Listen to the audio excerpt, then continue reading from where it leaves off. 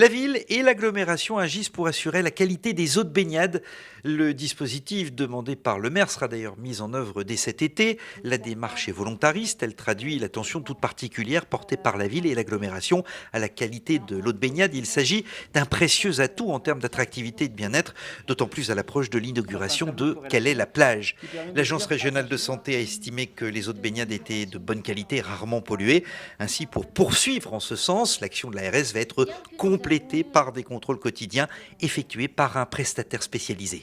Il est important pour moi, de par l'ensemble des travaux qui ont été faits, de l'affichage et de l'intérêt que l'on porte je dirais, à la partie sanitaire de chaque personne qui viendrait se baigner à la plage de Calais, que nous puissions justement, et c'est ce que nous avons fait, engager en fait un dispositif nouveau avec des prélèvements à partir du 24 mai jusque la mi-septembre qui seront beaucoup plus nombreux. On a une garantie sanitaire et une transparence vis-à-vis des usagers sur la qualité en fait des eaux de baignade.